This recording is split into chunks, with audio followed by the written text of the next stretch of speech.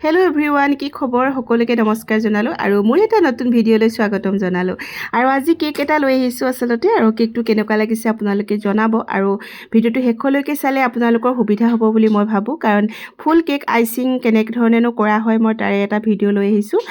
তো প্লিজ আপোনালোকে ভিডিঅ'টো শেষলৈকে চাব আৰু গম পাব। तो प्लीज़ ये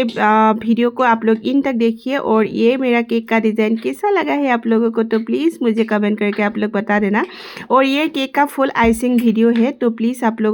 लोगों को आप लोग देखना। तो आप लोगों का भी शायद कुछ तो हेल्प होगा ना, तो इसीलिए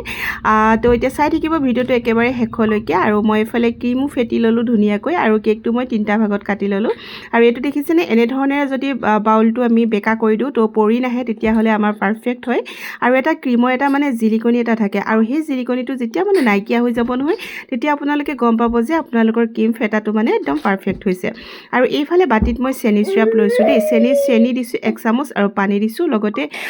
তো কালাৰটো যে চেঞ্জ হৈছে, পিংক আৰু ৰেড নিচিনা লাগিছে, সেইটো মই ক্ৰাছ দিছোঁ, আচলতে ষ্ট্ৰবেৰী ক্ৰাছ দিছোঁ দেই। ষ্ট্ৰবেৰী ক্ৰাছ দিয়া আছে। আৰু এতিয়া দেখিছেনে, চাৰিও চাইডে মই এনেধৰণে চেনি চিৰাপ দি দিছোঁ। আৰু কিছুলোকে বটলতো ভৰাই লয়, আপোনালোকেও বটলত ভৰাই ল'ব পাৰে, কিন্তু মই বটল ব্যৱহাৰ নকৰোঁ। প্ৰতিবাৰে মই বেলেগ লওঁ, তো সেইটো কাৰণে মই এবাৰে যিহেতু মই ব্যৱহাৰ কৰোঁ, সেইটো কাৰণে মই এনেধৰণে চামুচেৰে দিওঁ।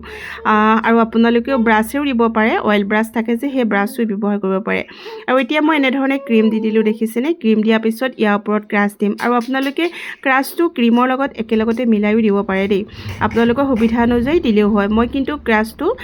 মানে ওপৰতহে দিছোঁ এতিয়া, আৰু ছেকেণ্ড ভাগতো বেলেগকৈ দিম, তো সেইটো আপোনালোকে চাই থাকিব। আৰু ভিডিঅ'টো শেষলৈকে চাব কেনেকুৱা পালে, কিন্তু মোক জনাবলৈ নাপাহৰিব। আৰু এইটো হৈছে ষ্ট্ৰবেৰী ক্ৰাছ, এইটো কি পাইনাপল ক্ৰাছ হয়, চৰি ষ্ট্ৰবেৰী ওলাইছে, পাইনাপল হয়। মানে পাইনাপল আৰু ষ্ট্ৰবেৰী দুইটা ফ্লেভাৰে পাব এইটো কেকটোত। আৰু পাইনাপল ফ্লেভাৰ দিছোঁ ইয়াত, মই দেখিছেনে। আৰু এইটো আপোনালোকে ক'ত পাম এনেধৰণেও ভাবিব পাৰে কিছুলোকে। তো এইটো আপোনালোকে য'ত মানে ক্ৰীম পায়, কেকৰ মেটেৰিয়েলছ পায়, তো সেই দোকানতে পাই যাব। আপোনালোকে ক্ৰাছ বুলি ক'লে আপোনালোকক দি দিব। ষ্ট্ৰবেৰী লাগে আপোনালোকক, ব্লুবেৰী লাগে, মানে যিহৰে লাগে, তো সেইটো ফ্লেভাৰে আপোনালোকে পাব। তো আকৌ মই এনেধৰণে চেনি চিৰাপটো দেখিছেনে। আৰু চাই থাকক শেষলৈকে ভিডিঅ'টো, তো তেতিয়া আপোনালোকে গম পাব। তো আহক এতিয়া চাই থাকোঁ ভিডিঅ'টো শেষলৈকে।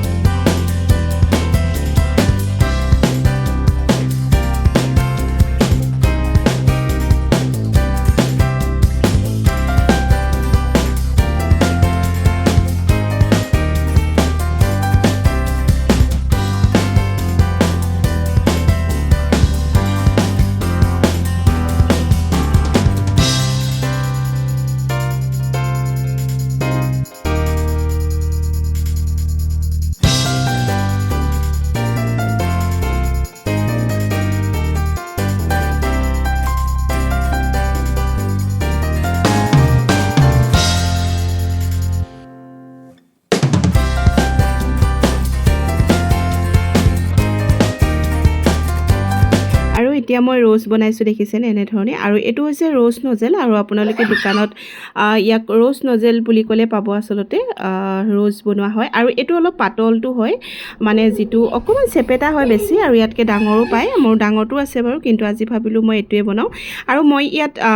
এইটো দেখিছেনে মই এইটো স্প্ৰে মানে ডাষ্ট কালাৰ ব্যৱহাৰ কৰিছোঁ দেই ডাষ্ট হয় এইটো লিকুইড বা জেল কালাৰ নহয় এইটো ডাষ্ট হয় মানে ডাষ্ট কালাৰ ব্যৱহাৰ কৰিলে আমি এটা পাইপিং বেগতে মানে এটা নজেলেদি আমি বহুতকেইটা কালাৰৰ মানে ফ্লাৱাৰ পাব পাৰোঁ তো সেইটো কাৰণে মই ডাষ্ট কালাৰটোৱে ব্যৱহাৰ কৰোঁ আৰু এতিয়া গৰম দিনত মানে এইটোৱে বেষ্ট হয় আৰু আপোনালোকেও এনেধৰণে ডাষ্ট বা স্প্ৰে কালাৰ আপোনালোকে ব্যৱহাৰ কৰিব পাৰে দেই আৰু এইটো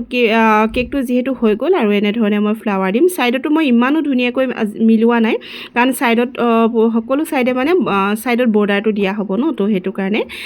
তো এয়া এইফালে হৈ গ'ল দেখিছেনে এপাহ মই ৰেড কালাৰ দিছোঁ ৰেড হোৱাইট থাকিব আৰু পিংক থাকিব এপাহ তো তেনেধৰণে দিম আৰু এয়া দেখিছেনে প্ৰথমতে মই এনেধৰণে প্লেটটোত এইটো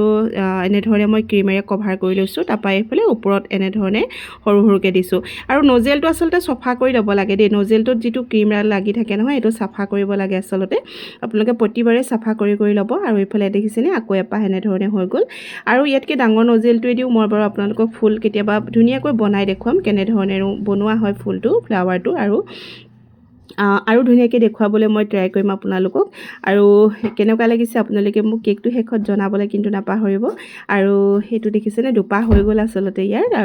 আৰু দুপাহমান দি দিম তো এতিয়া ভাল লাগিব কাৰণ কেকটো ডাঙৰ হয় ন তো সেইটো কাৰণে আৰু দেখিছেনে এনেধৰণে প্ৰথমতে এপাহ বেলেগকৈ অলপ বনাইছোঁ চাওকচোন এই দেখিছেনে এনেধৰণে প্ৰেছ কৰি মানে ওপৰলৈ লৈ আহিছোঁ আৰু এনেধৰণে দিছোঁ দেখিছেনে চাৰিও ছাইডে আৰু এনেধৰণে ঘূৰাই থাকিব লাগে আচলতে এইটো এনেধৰণে হৈ যায় আৰু তো আপোনালোকে ট্ৰাই কৰিব আচলতেতো যিমানে ট্ৰাই কৰিব সিমানে ভাল হ'ব আৰু এইটো নজেলতকৈ আৰু এটা যিটো নজেল আছে বুলি কৈছোঁ সেই নজেলটোত মানে অকণমান বেছি ধুনীয়া হয় ফ্লাৱাৰ মানে ফুলটো তো এইটোতো বাৰু বেয়া নহয় ইমান এইটোতো ধুনীয়াই হয় কিন্তু ইটো নজেলত আৰু অলপ বেছি ধুনীয়া হয় আৰু এয়া দেখিছেনে এয়া আমাৰ প্ৰায় হৈছেগৈ আৰু এপাহ মই এয়া বনালোঁ আৰু এপাহ দি দিম যিমানেই মানে ট্ৰাই কৰা হয় সিমানেই ফুলটো পিছত ভাল হয়গৈ আৰু সেইটো কাৰণে ট্ৰাই কৰি থাকিব লাগে আচলতে আৰু যিসকলে নতুনকৈ কেক বনাবলৈ শিকিছে বা নতুনকৈ বনাইছে তেওঁলোকে এটা ষ্টাৰ নজেল ল'লেই হ'ল ষ্টাৰ নজেলটোৱে বেষ্ট আৰু ষ্টাৰ নজেলটোৱে ধুনীয়াকৈ ফ্লাৱাৰ মানে ৰ'জ বনাব পাৰি তো সেইটোতো অকণমান ট্ৰাই কৰিব লাগে আচলতে এনেইটো আৰু পটককৈ হৈ নাযায় ন সেইটোতো ট্ৰাই কৰিব লাগে আৰু মই এইটো লিফ দিছোঁ দেখিছেনে এইটোতো আপোনালোকে লিফ নজেল বুলি ক'লে আপোনালোকে পাই যাব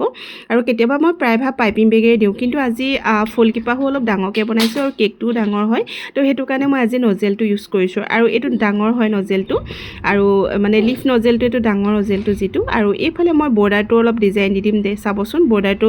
ডিজাইনটো কেনেকুৱা লাগিছে ক'ব মই এইটো সৰু ষ্টাৰ নজেল এটা লৈছোঁ দেই সৰু ষ্টাৰ নজেলটোৱে লৈ তিনিপাহ ফুল দি পেলানি আকৌ এনেকৈ মানে দীঘলকৈ এনেধৰণে দি দিছোঁ তো কেনেকুৱা লাগিছে ক'ব আৰু এই ডিজাইনটো মই ওপৰতো দিছিলোঁ কিন্তু ইয়াত মই শ্ব' নকৰিলোঁ মানে কেকৰ ওপৰত যিটো আছে বৰ্ডাৰ ছাইডত সেই তাতো মই এইটো ডিজাইন দিছিলোঁ কিন্তু মই ইয়াত এইটো এড কৰা নহ'ল একেবাৰে শেষত মই সেইটো ব্যৱহাৰ কৰিছিলোঁ আৰু এইটো প্ৰায় হৈছেগৈ আৰু কেকটো তো আপোনালোকৰো কেনেকুৱা লাগিছে মোক এই কেকটো জনাবলৈ নাপাহৰিব আৰু মই ইয়াত টপাৰ দিম আৰু নামটো দিম আৰু যিহেতু তেওঁলোকে নামটো মোক ক'বলৈ পাহৰিয়ে গ'ল তো নিবলৈ আহোঁতে চাগে নামটো ক'ব তো সেইটো কাৰণে মই ছাইডৰ ফালে নামটো লিখিম বুলি এনেধৰণে ঠাই থৈ দিলোঁ সেইকাৰণে মই কাষৰ বৰ্ডাৰটো নিদিলোঁ আচলতে এইটো ডিজাইনে দিছিলোঁ তেওঁলোকক মই ডিজাইনটো দেখুৱাইছিলোঁ কৈছিলে যে এনেধৰণে দিবলৈ তো আজি কেকটো মোক কেনেকুৱা লাগিলে আপোনালোকে মোক কমেণ্ট কৰি জনাব আৰু যদিহে ভাল লাগিলে লাইক কৰিব কমেণ্ট কৰিব আৰু পাৰিলে শ্বেয়াৰো কৰি দিব বুলি আশা কৰিলোঁ আৰু বহুত মৰম আপোনালোকলৈ ইমান ধুনীয়াকৈ মোক ছাপোৰ্ট কৰাৰ কাৰণে আৰু মৰম দিয়াৰ কাৰণে তো কেনেকুৱা লাগিলে জনাবলৈ নাপাহৰিব লাইক এটা কিন্তু কৰি যাব দেই আৰু লগতে কমেণ্ট তো আজিলৈ আহোঁ বাই